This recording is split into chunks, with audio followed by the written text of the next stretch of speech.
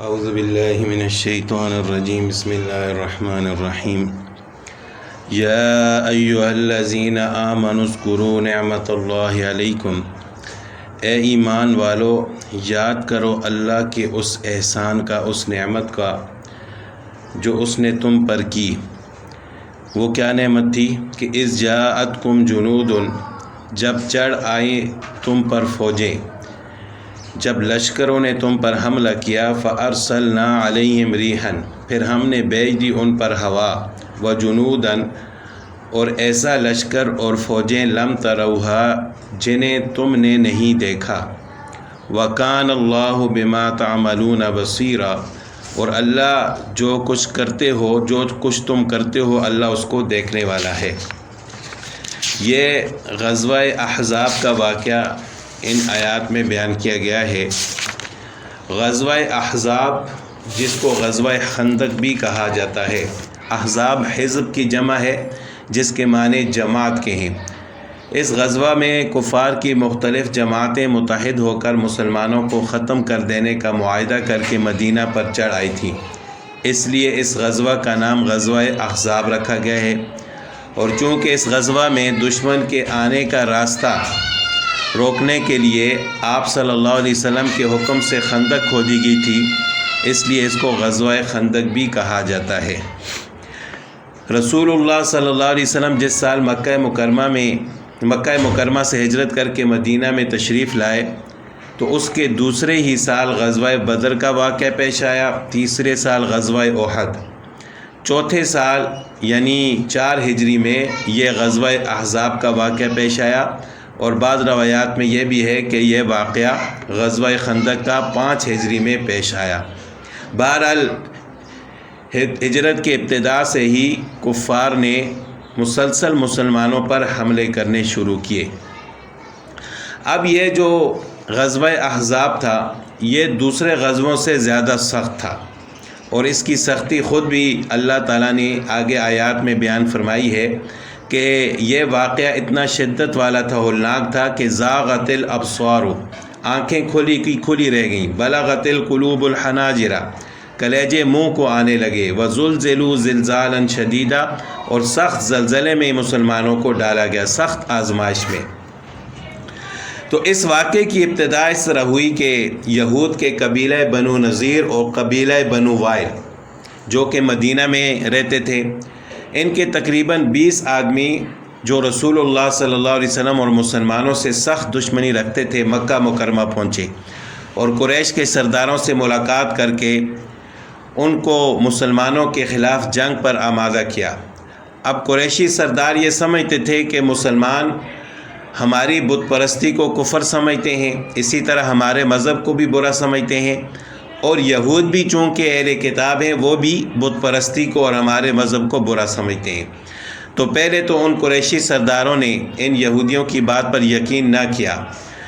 لیکن پھر انہوں نے ان سے پوچھا کہ تم ہمارے مذہب کے بارے میں کیا کہتے ہو؟ تو اب یہ یہودی جانتے تھے کہ بت پرستی حرام ہے، ان کا مذہب جھوٹا مذہب ہے، لیکن اس کے باوجود انہوں نے ان کو خوش کرنے کے لیے کہا کہ تمہارا دین نعوذ باللہ محمد صلی اللہ علیہ وسلم کے دین سے بہتر ہے۔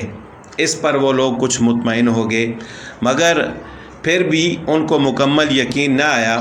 اور انہوں نے 20 آدمی یہ آنے والے اور 50 آدمی قریش سرداروں کے مسجد حرام میں جا کر بیت اللہ کی دیواروں سے سینہ لگا کر اللہ کے سامنے یہ عہد کرنے کا ارادہ کیا کہ ہم میں سے جب تک ایک آدمی بھی زندہ رہے گا ہم محمد صلی اللہ علیہ وسلم کے خلاف جنگ کرتے رہیں گے، نعوذ باللہ۔ لیکن اب اللہ کے گھر میں جا کر یہ عہد کر رہے ہیں کہ ہم اللہ کے رسول کے خلاف جنگ کریں گے، لیکن اللہ تعالیٰ حلیم ذات ہے، پھر بھی ان پر عذاب نازل نہیں فرمایا، کیونکہ اللہ تعالیٰ لوگوں کو دکھلانا چاہتے تھے کہ کس طرح میں اپنے دشمنوں کو مٹاتا ہوں۔ تو بہرحال یہ یہودی قریش مکہ کے ساتھ معاہدہ کرنے کے بعد عرب کے ایک بڑے اور جنگجو قبیلہ غطفان کے پاس پہنچے اور ان کو بتلایا کہ ہم اور قریش مکہ اس پر متفق ہو چکے ہیں کہ اس نئے دین اسلام کے پھیلانے والوں کا ایک مرتبہ سب مل کر استیصال کریں گے، ہم ان کو مٹائیں گے۔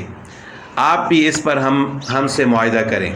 اور ان کو یہ رشوت بھی پیش کی کہ خیبر میں جس قدر کھجور 1 سال میں پیدا ہوگی وہ اور یعنی اس کا نصف قبیلہ غطفان کو دیا جانے کا وعدہ کیا گیا۔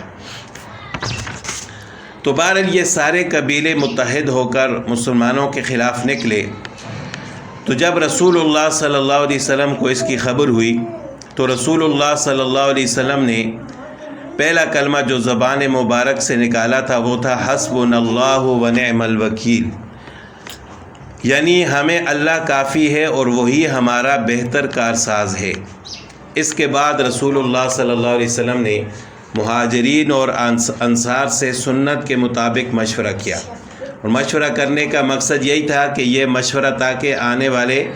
قیامت تک آنے والے مسلمانوں کے لیے ایک سنت بن جائے، اور دوسرا مقصد یہ بھی تھا کہ تاکہ یہ صحابہ کرام بھی اس کام کے لیے کفار کے خلاف لڑنے کے لیے تیار ہو جائیں۔ تو اب ان صحابہ کرام میں حضرت سلمان فارسی رضی اللہ تعالیٰ عنہ بھی تھے، جو تھوڑے ہی دن پہلے ایک یہود کی مصنوعی غلامی سے نجات حاصل کر کے اسلامی خدمات کے لیے تیار ہوئے تھے۔ انہوں نے مشورہ دیا کہ فارس کے بادشاہ ایسے حالات میں دشمن کا حملہ روکنے کے لیے خندق کھود کر ان کا راستہ روک دیتے ہیں، یعنی ہمیں بھی خندق کھودنی چاہیے۔ تو غزوہ خندق کے دوران خندق کھودنے کا مشورہ حضرت سلمان فارسی رضی اللہ تعالیٰ عنہ نے دیا تھا، جو کہ رسول اللہ صلی اللہ علیہ وسلم نے یہ مشورہ قبول کر لیا، اور بنفس نفیس خود بھی رسول اللہ صلی اللہ علیہ وسلم خندق کھودنے میں شریک ہوئے۔ یہ خندق جبل سلع کے پیچھے اس پورے راستے کی لمبائی پر کھودنا طے ہوا جس سے مدینہ کے شمال کی طرف سے آنے والے دشمن آ سکتے تھے۔ تو اس خندق کی لمبائی 3.5 میل تھی۔ چوڑائی اور گہرائی کی صحیح مقدار تو کسی روایت میں نہیں ہے، لیکن اندازے سے معلوم ہوتا ہے کہ اس کی گہرائی 5 گز تھی۔ تو رسول اللہ صلی اللہ علیہ وسلم نے بھی اور صحابہ کرام نے بھی خندق کھودنا شروع کر دی، اور آپ صلی اللہ علیہ وسلم نے لشکر کے مہاجرین اور انصار کو 10 آدمیوں کی جماعت میں تقسیم کر کے ہر 10 آدمیوں کو 40 گز خندق کھودنے کا ذمہ دار بنایا۔ حضرت سلمان فارسی رضی اللہ تعالیٰ چونکہ خندق کھودنے کا مشورہ دینے والے تھے، تو آپ صلی اللہ علیہ وسلم نے نہ ان کو انصار میں شامل کیا نہ مہاجرین میں۔ تو ایک وقت ایسا آیا کہ انصار یہ سمجھتے تھے کہ حضرت سلمان فارسی رضی اللہ تعالیٰ عنہ ہم میں سے ہیں، یعنی انصاری ہیں، اور مہاجرین یہ سمجھتے تھے کہ وہ مہاجر ہیں، اور یہ بحث و مباحثہ اتنا زیادہ ہو گیا کہ پھر خود رسول اللہ صلی اللہ علیہ وسلم نے اس بحث کو ختم کرنے کے لیے مداخلت فرمائی، اور آپ صلی اللہ علیہ وسلم نے فیصلہ کیا کہ سلمان منا اہل البیت، کہ سلمان ہمارے اہل بیت میں شامل ہیں، یعنی یا نہ تو مہاجر ہیں اور نہ انصار ہیں، بلکہ یہ میرے گھر والوں میں شامل ہیں۔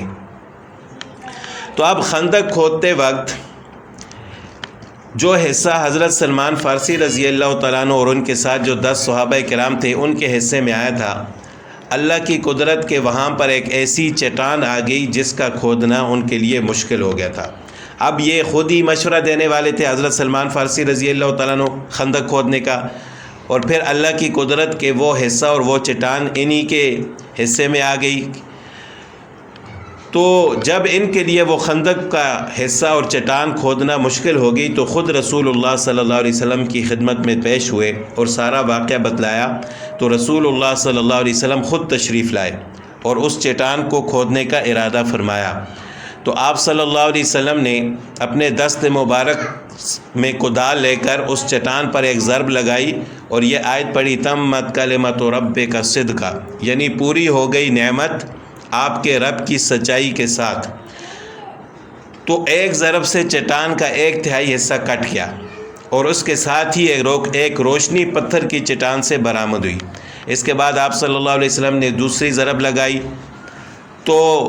پھر یہی آیت پڑھی، تمت کلمۃ ربک صدقا وعدلا۔ اس دوسری ضرب سے 1/3 چٹان اور کٹ گئی اور اسی طرح پتھر سے ایک روشنی نکلی۔ تیسری مرتبہ پھر وہی آیت پڑھی اور تیسری ضرب لگائی تو باقی چٹان بھی کٹ کر ختم ہو گئی۔ رسول اللہ صلی اللہ علیہ وسلم خندق سے باہر تشریف لائے اور اپنی چادر مبارک لے کر ایک کنارے پر بیٹھ کے تو حضرت سلمان فارسی رضی اللہ تعالیٰ عنہ نے عرض کیا کہ یا رسول اللہ صلی اللہ علیہ وسلم، آپ نے جتنی مرتبہ اس پر ضرب لگائی میں نے ہر مرتبہ ایک روشنی نکلتی دیکھی۔ رسول اللہ صلی اللہ علیہ وسلم نے حضرت سلمان رضی اللہ تعالیٰ عنہ سے فرمایا کہ کیا واقعی آپ نے یہ روشنی دیکھی ہے؟ انہوں نے عرض کیا کہ یا رسول اللہ صلی اللہ علیہ وسلم، میری آنکھوں نے اس کا مشاہدہ کیا ہے۔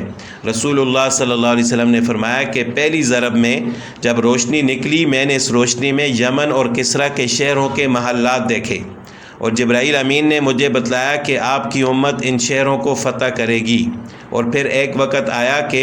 مسلمانوں نے ان شہروں کو فتح کیا تھا، اور جب میں نے دوسری ضرب لگائی تو مجھے رومیوں کے سرخ محلات دکھائی گئے، اور جبرائیل امین نے یہ خوشخبری دی کہ آپ کی امت ان شہروں کو بھی فتح کرے گی۔ یہ ارشاد سن کر سب مسلمان مطمئن ہوئے اور آئندہ عظیم الشان فتوحات پر ان کو یقین ہوا۔ لیکن جب منافقین نے یہ باتیں سنی تو وہ طعنہ دینے لگے کہ دیکھو کہ اس خندق میں نعوذ باللہ آپ کے نبی کو رومیوں کے اور کسرا کے شہروں کے محلات دکھائی دے رہے ہیں۔ تو بہرحال منافقین کا تو ہمیشہ یہی کام ہوتا ہے کہ وہ اپنے آپ کو مسلمان ظاہر کرتے ہیں، لیکن رسول اللہ صلی اللہ علیہ وسلم کی باتوں پر ان کو یقین نہیں ہوتا۔ تو بہرحال اللہ تعالیٰ نے اسی واقعے کی طرف ارشاد فرمایا کہ اذ جاءتکم جنود، کہ جب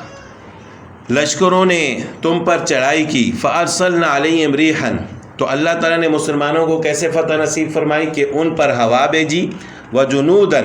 اور ایسی فوج ان پر بھیجی لم تروہا، جس کو تم نے نہیں دیکھا، یعنی وہ فرشتے تھے، اللہ تعالیٰ نے فرشتوں کا ایک لشکر بھیجا مسلمانوں کی مدد کے لیے۔ وَكَانَ اللَّهُ بِمَا تَعْمَلُونَ بَصِيرًا اِذْ جَاءُوكُم مِّن فَوْقِكُم، جب وہ چڑھ آئے تمہارے اوپر کی طرف سے، وَمِنْ أَسْفَلَ مِنْكُمْ، اور تمہارے نیچے کی طرف سے۔ اوپر کی طرف سے آنے والے وہ لوگ تھے جو مکہ سے چند قبائل متحد ہو کر مسلمانوں کے خلاف آئے تھے، اور نیچے سے آنے والے بنو قریظہ تھے جو مدینہ میں تھے لیکن وہ بھی مسلمانوں کے خلاف ہو کر لڑنے کے لیے آئے تھے۔ وَإِذْ زَاغَتِ الْأَبْصَارُ، اب اس غزوہ کی ہولناکی اور شدت کو اللہ تعالیٰ نے بیان فرمایا کہ جب آنکھیں پھٹی کی پھٹی رہ گئیں، کھلی کی کھلی رہ گئیں، وَبَلَغَتِ الْقُلُوبُ الْحَنَاجِرَ، اور دل گلوں تک پہنچ گئے، وَتَظُنُّونَ بِاللَّهِ الظُّنُونَ، اور تم نے اللہ کے ساتھ مختلف اٹکلیں دوڑائیں، یعنی اللہ تعالیٰ کے بارے میں مختلف باتیں سوچنے لگے تم لوگ۔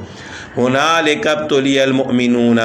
وہاں جانچے گئے ایمان والے، یعنی یہ وہ وقت تھا کہ جب مسلمانوں کی آزمائش کی گئی، وزلزلوا زلزالا شدیدا، اور ان کو ہلایا گیا سخت قسم کا ہلانا۔ وَإِذْ يَقُولُ الْمُنَافِقُونَ، اور جب کہنے لگے منافق لوگ، والذین فی قلوبہم مرض، اور جن کے دلوں میں بیماری ہے، ما وعدنا اللہ ورسولہ الا غرورا، کہ نعوذ باللہ جو وعدہ کیا تھا ہم سے اللہ نے اور اس کے رسول نے وہ سب فریب تھا۔ تو منافقین ہمیشہ ایسے ہی کرتے ہیں، حقیقت میں وہ کفار کے ساتھ ہوتے ہیں جس کی وجہ سے مسلمانوں کو نقصان ہوتا ہے۔ تو یہاں پر بھی اس لشکر میں بھی مسلمانوں کے ساتھ کئی منافقین تھے جو لڑنے کے لیے تیار ہو گئے، لیکن بعد میں پھر وہ بھاگنے لگے، اور وہ کہنے لگے کہ وَإِذْ قَالَتْ طَائِفَةٌ مِّنْهُمْ، جب ان میں سے ایک جماعت نے کہا، یا اہل یثرب، اے یثرب والو، یہ مدینہ کا پرانا نام ہے یثرب، اے یثرب والو، لا مقام لکم، تمہارے لیے کوئی ٹھکانہ نہیں، فرجعوا، واپس چلو، یعنی لڑائی کے دوران وہ مسلمانوں کا حوصلہ پست کرنے لگے اور کہنے لگے کہ یہاں پر تمہارے لیے کوئی ٹھکانہ نہیں ہے، واپس جانا چاہیے۔ وَيَسْتَأْذِنُ فَرِيقٌ مِّنْهُمُ النَّبِيَّ، اور ان میں سے ایک گروہ نبی صلی اللہ علیہ وسلم سے اجازت مانگنے لگا، یقولون، وہ کہنے لگے، اِنَّ بُیُوتَنَا عَوْرَةٌ، کہ ہمارے گھر کھلے پڑے ہیں، یعنی وہ بہانہ بہانے لگے کہ ہمارے تو گھر کھلے پڑے ہیں، ہم ایسی حالت میں اٹھ کے آ گئے، ہمارے گھر محفوظ نہیں ہیں تو ہمیں واپس جانا چاہیے۔ وَمَا هِيَ بِعَوْرَةٍ، جب کہ وہ کھلے پڑے نہیں تھے، یعنی ان کے گھر محفوظ تھے، صرف انہوں نے بہانہ بنایا ہے۔ إِن يُرِيدُونَ إِلَّا فِرَارًا، ان کی اور کوئی غرض نہیں سوائے بھاگنے کے۔ وَلَوْ دُخِلَتْ عَلَيْهِمْ مِنْ أَقْطَارِهَا، اگر شہر میں کوئی گھس آئے ان پر اس کے کناروں سے، یعنی ہر طرف سے دشمن شہر پر حملہ کر دے، ثُمَّ سُئِلُوا الْفِتْنَةَ، پھر ان کو فساد کی طرف بلایا جائے، لآتوہا تو وہ ضرور اس فساد میں شامل ہوں گے، وما تلبسوا بہا الا یسیرا اور ذرا دیر نہیں کریں گے مگر تھوڑی، یعنی جہاد میں تو وہ شریک نہیں ہوتے، لیکن اگر کوئی دشمن شہر پر حملہ کر دے اور ان کو اس دشمن کے ساتھ شامل ہونے کا کہا جائے تو وہ ضرور ان میں شامل ہوں گے، اور ذرا برابر بھی دیر نہیں کریں گے مگر تھوڑی بہت دیر کریں گے کہ صرف اس میں شامل ہو جائیں۔ وَلَقَدْ كَانُوا عَاهَدُوا اللَّهَ اور اقرار کر چکے تھے اللہ سے، من قبل اس سے پہلے، لا يُوَلُّونَ الْأَدْبَارَ کہ وہ پیٹھ نہیں پھیریں گے، وَكَانَ عَهْدُ اللَّهِ مَسْئُولًا اور اللہ کے اقرار کی پوچھ ہوتی ہے، اللہ کے ساتھ جو انہوں نے عہد کیا ہے اس کے بارے میں ان سے پوچھا جائے گا۔ قُل لَن يَنفَعَكُمُ الْفِرَارُ کہہ دیجئے کہ ہرگز تمہیں بھاگنا کوئی نفع نہیں دے گا، کوئی فائدہ نہیں دے گا، ان فررتم من الموت او القتل اگر تم بھاگو گے مرنے سے یا مارے جانے سے، قتل کرنے سے، وَإِذًا لَّا تُمَتَّعُونَ إِلَّا قَلِيلًا اور پھر بھی پھل نہ پاؤ گے مگر تھوڑے دنوں کا، یعنی اگر تم لڑائی سے اس وجہ سے بھاگتے ہو کہ ہم مر جائیں گے، قتل کیے جائیں گے، تو اگر اس وقت تم زندہ بچ بھی گئے تو کتنا عرصہ زندہ رہو گے؟ تھوڑا عرصہ زندہ رہو گے، آخر پھر مرنا ہے۔ قُلْ مَنْ ذَا الَّذِي يَعْصِمُكُم مِّنَ اللَّهِ تو کہہ دیجئے کہ کون تم کو اللہ سے بچائے گا، ان اراد بکم سوءا اگر چاہے تم پر برائی، اگر اللہ تمہارے ساتھ برائی کا ارادہ کرے، او اراد بکم رحمہ یا چاہے تم پر مہربانی کا ارادہ کرے، کوئی بھی تمہیں اللہ سے بچانے والا نہیں ہے۔ وَلَا يَجِدُونَ لَهُم مِّن دُونِ اللَّهِ وَلِيًّا وَلَا نَصِيرًا اور وہ نہ پائیں گے اپنے واسطے اللہ کے سوا کوئی حمایتی اور نہ مددگار۔